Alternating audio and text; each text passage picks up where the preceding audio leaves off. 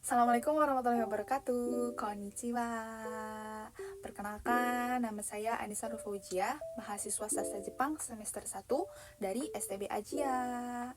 Nah, di video kali ini, saya akan memenuhi tugas ujian tengah semester pada pendidikan agama Islam. Nah, akan ada dua jawaban dari dua pertanyaan yang telah diberikan kepada saya.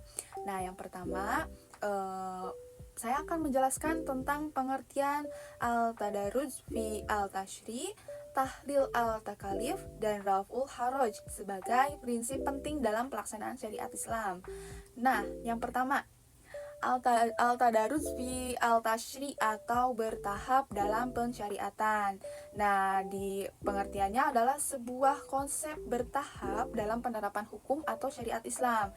Nah, prinsip ini tuh digunakan untuk memudahkan umat manusia untuk menerima dan melaksanakan ajaran-ajaran Islam secara bertahap dan tanpa adanya beban yang berat secara langsung gitu, seperti pada contoh pelarangan meminum khamar ya atau minuman keras itu awalnya hanya diberi peringatan tanpa larangan tegas seperti dalam Quran surat Al-Baqarah ayat 219. Lalu kemudian ada larangan lebih kuat lagi saat sholat itu pada Quran surat An-Nisa ayat 43, dan akhirnya khamar diharamkan secara total pada Quran surat Al-Maidah ayat 90. Lalu ada pengertian dari tahlil atau kalif atau mempermudah dalam beban dan tugas. Nah, disebutkan bahwa ini adalah sebuah analisis terhadap beban hukum yang diberikan oleh syariat kepada seorang mukallaf atau orang yang terkena kewajiban syariat. Nah, prinsip ini memastikan bahwa beban hukum atau taklif yang ditetapkan oleh syariat ini sesuai dengan kemampuan individu dan tidak memberatkan mereka gitu di luar batas kemampuannya gitu ya. Seperti contohnya tuh dalam ibadah sholat gitu, bahwa didasarkan pada hadis Nabi Muhammad SAW juga, sesuai hadis riwayat Al-Bukhari, Nabi Muhammad bersabda gitu bahwa sholatlah sambil berdiri, jika tidak mampu maka sambil duduk, jika tidak mampu maka sambil berbaring.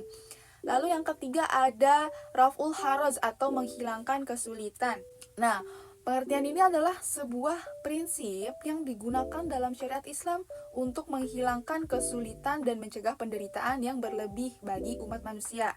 Nah, prinsip ini tuh bertujuan bahwa syariat atau maqasid al-syariah itu untuk menjaga kemaslahatan dan mencegah mudorot bagi manusia. Nah, jadi secara keseluruhan, ketiga prinsip ini tuh mencerminkan bahwa sifat Islam itu sebagai agama yang memudahkan dan memberikan rahmat, sehingga syariat dapat diterapkan dengan baik dan tidak menimbulkan beban yang berat gitu bagi umatnya gitu ya. Lalu yang kedua, menjelaskan prototipe akhlak Nabi Muhammad Shallallahu Alaihi Wasallam.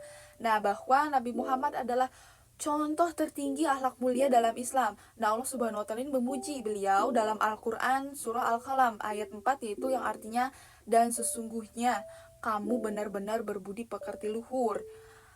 Nah, adapun prototipe akhlak mulia yang terdapat pada diri Nabi Muhammad ini, yang pertama ada kejujuran atau asyidik gitu. Nah, Nabi Muhammad ini dikenal sebagai memiliki gelar al-amin atau yang terpercaya.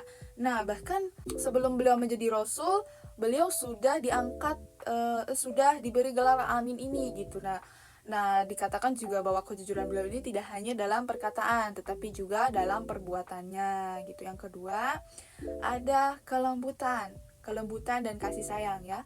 Nabi Muhammad SAW itu adalah seseorang yang sangat penyayang dan lembut dalam bertindak, baik terhadap keluarga, sahabat, maupun umat manusia secara umumnya gitu ya. Nah, beliau itu selalu mengutamakan kelembutan dalam berdakwah dan sangat menghindari sekali yang namanya kekerasan gitu ya.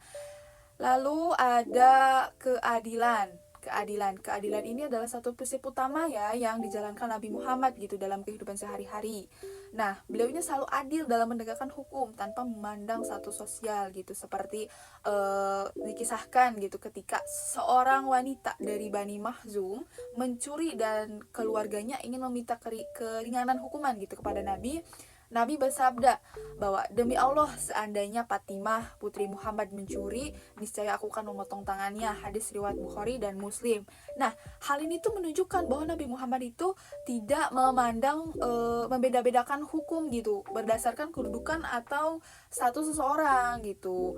Nah, lalu yang keempat ada kesabaran. Kesabaran Nabi Muhammad ini diuji sangat sulit sekali di berbagai situasi gitu ya. Beliau menghadapi berbagai macam penghinaan, penolakan, bahkan ancaman pembunuhan gitu. Namun selalu menanggapinya dengan sabar dan tawakal kepada Allah Subhanahu wa taala gitu. Lalu ada kedermawanan. Kedermawanan ini contoh yang luar biasa gitu yang ada pada diri Nabi Muhammad gitu. Beliau tuh tidak pernah menolak orang yang meminta bantuan darinya gitu. Bahkan seringkali gitu memberikan semua yang dimilikinya gitu tanpa yang dimilikinya gitu kepada orang-orang yang membutuhkan gitu, tanpa beliau harus diminta juga beliau akan memberikan apa yang bisa beliau berikan gitu, saking kedermawanannya Nabi Muhammad ya. Lalu ada pemaaf. Pemaaf ini adalah sosok Nabi Muhammad itu adalah sosok pemaaf yang bahkan orang-orang yang telah menyakitinya pun beliau tetap mau memaafkan gitu. Bahkan pemaaf ini adalah sikap gitu untuk menunjukkan keluhuran budi pekerti gitu dan keutamaan akhlak beliau gitu. Dan dikisahkan juga pada saat penaklukan Mekah gitu ya, Nabi Muhammad tuh memberikan amnesti gitu kepada penduduk Mekah gitu dan berkata pergilah kalian semua bebas gitu. Nah, ini tuh menunjukkan bahwa sikap mulia Nabi Muhammad ini tidak menyimpan dendam dan lebih memilih memaafkan daripada membalas keburukan. Nah, jadi Nabi Muhammad SAW ini adalah prototipe akhlak mulia yang sempurna.